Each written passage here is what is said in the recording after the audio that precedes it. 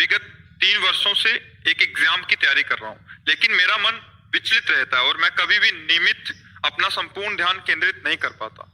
हाँ भैया देखो, मन को लेकर के नहीं चलते।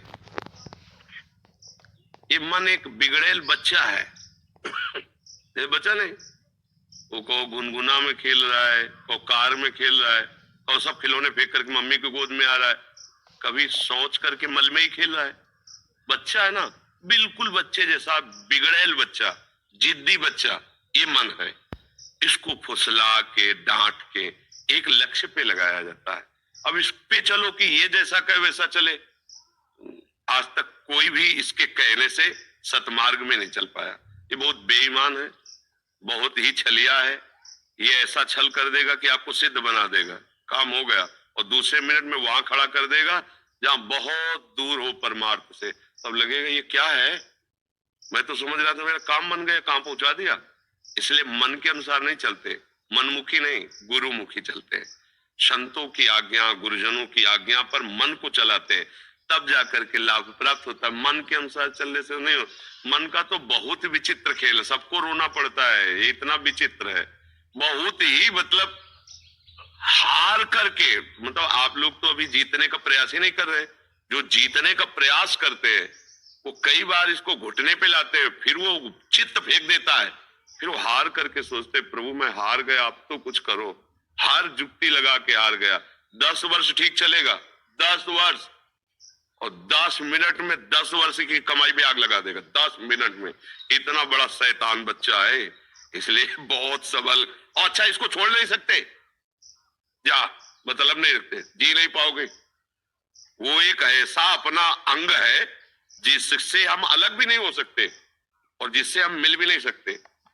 अगर हम मिले तो नाश कर देगा, अलग हुए तो जला के राख कर देगा।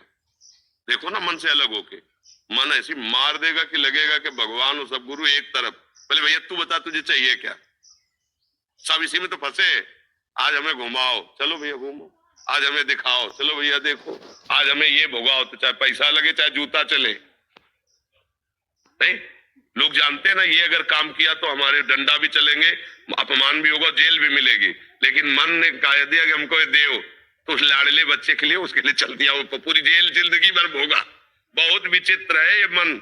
इसलिए इसको संभालने के लिए मन को गुरु, किसी भी संत को, किसी भी शास्त्र को एक अपना गुरु मान लो और उसके अनुसार चलो तो ठीक हो जाएगा। और नाम परीक्षा है, उससे पहले मैं 4 बार असफल हो चुकी हूँ। इससे मेरा मनोबल बहुत टूट चुका है। प्रभु के नाम से भी शांति अभी मन को नहीं मिल रही वैसी। कृपया मार्गदर्शन करें ताकि मेरा मन इन जीवन के उतार चढ़ाव में स्थिर रहे और प्रभु में हमेशा साथ। देखो बच्चा, जब सांसारिक उन्नति की चाह होती, कामना होती, तो कामना का मूल ही होता है अशांति। और अशांत से कुतः सुखम, जो अशांत है वो सुख कहाँ अनुभव करेगा। अब जितनी कामनाएं हैं वो सब भय और अशांति देने वाली। मैं इस परीक्षा में पास हो जाऊं, ना पास होंगे तो क्या होगा, इतनी बार फेल हो गई, फिर फेल हो गई तो मेरा तो जीवन बर्बाद हो जाएगा। कितनी चिंताएं, कितना शोक, कितना भय हमारे अंदर जागृत हो जाता है जब हम सांसारिक कामनाओं से युक्त हो जाते हैं। अब सांसारिक कामनाओं की पूर्णता के लिए जो हमें अनुष्ठान, जो पवित्रता, जो धर्म चाहिए वो तो है नहीं। अब आजकल ऐसी अपवित्रताएं चली हैं कि ब्रह्मचर्य की रक्षा करना, धर्म की रक्षा करना, आहार पवित्र होना, विचार पवित्र होना, ये तो सब है नहीं। अब कामनाओं की पूर्ति करने के लिए जो हमको अनुष्ठान चाहिए, जो पवित्रता चाहिए, जो चरित्र पावन, विचार पावन और भगवत स्मरण, वो है नहीं। तो अशुभ कर्म तो बहुत हुए हैं और अशुभ का नाश करने वाला भागवतिक कर्म है नहीं। तो हमारी पढ़ाई होने पर भी, हमारा प्रयास होने पर भी हमारी उन्नति नहीं हो रही है। उसके लिए किसी टोना टुटका, जंतुर मंतुर का अलावा इनकी जरूरत नहीं है। जरूरत है भगवान का स्मरण करने की, आचरण की पवित्रता की। अगर हमारे आचरण चरित्र पवित्र है और भगवत स्मृति परायण है, कौन सी ऐसी पढ़ाई है जो हमारी स्मृति को गिरा सके। अगर हमारी स्मृति बलवान है तो हर जगह हम निकलते चले जाएंगे। आज हमारा जो नया समुदाय बच्चों का है, स्मृति विहीन हो रहा है। बहुत बुद्धि है, स्मृति नहीं है, विवेक नहीं है, क्योंकि चरित्रहीन हो रहे। चरित्रहीनता की होड़ लगी हुई है, चरित्रहीनता की।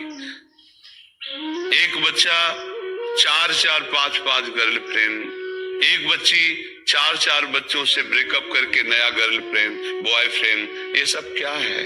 क्या है? चरित्रहीनता, ब्रह्मचर्यहीनता, चरित्रहीनता, अपवित्र विचार, अपवित्र चिंतन और उन्नति संसार की या पारलौकिक, ये शुभ से होती है। जो यहाँ संसार की उन्नति शुभ से होती है। आचरण अपवित्र, विचार अपवित्र, तो अशुभ आचरण हो रहे हैं, पापाचरण हो रहे हैं। उन्नति हम संसार की चाहे तो अगर पूर्व पुण्य वश किसी पद पे भी पहुंच जाए तो भी वो शांति को प्राप्त नहीं हो सकता, वो सुख को प्राप्त नहीं हो सकता। उसके अंदर विविध प्रकार की कामनाएं, चिंता, शोक, भय बनी ही रहेंगी। पास होना या न पास होना कोई खास बात नहीं, खास बात है हमारा हृदय शांत हो, धर्म से युक्त हो और कर्तव्य परायणता हमारी पूरी हो। आपका प्रयास पूरा है। जब हमारी बुद्धि भक्ति में लगती है तो हमें फल में समान भाव प्रदान करती है। कर्तव्य में पूर्ण निष्ठा पूर्वक करना और फल में समान भाव आना। हार जीत में, लाभान में, सुख दुख में, सुख दुखे समय कृत्वा लाभा लाभो जया जयो। फल में समान भाव है तो आप महान हो जाएंगे। कर्तव्य निष्ठा है, फल में समान भाव तो आप कर्म योगी हैं और कर्म योगी भगवान को प्राप्त होता है, तत्व ज्ञान को प्राप्त होता है। लेकिन कर्म हो रहे हैं, योग नहीं हो रहा है। चरित्रहीनता, विचारों में अपवित्रता, भगवान नाम जप ना होना, मंत्रानुष्ठान बल ना होना, तो उन्नति किसके बल से चाहा जाता है? जैसे देखा जाता है कोई पापी आदमी बहुत लौकिक उन्नति को प्राप्त हो रहा है, ये उसकी सफलता नहीं, ये उसके विनाश का एक लक्षण है। जैसे किसी मरने वाले आदमी को, फांसी देने वाले आदमी को अंतिम इच्छा पूछी जाए ना, ऐसे उसकी अंतिम इच्छा चल रही है, क्योंकि पुण्य नष्ट होने दो, फिर इसके बाद देख लेना उसकी हालत क्या होती। एक धर्मात्मा पुरुष थोड़ा दुख में है, परेशानियों में, तो उसके धर्म का फल नहीं है, ये उसके पूर्व पाप का फल है। इसको नष्ट होने दो, फिर देखना कैसे प्रकाशित होता है, कैसे वो चमकता है।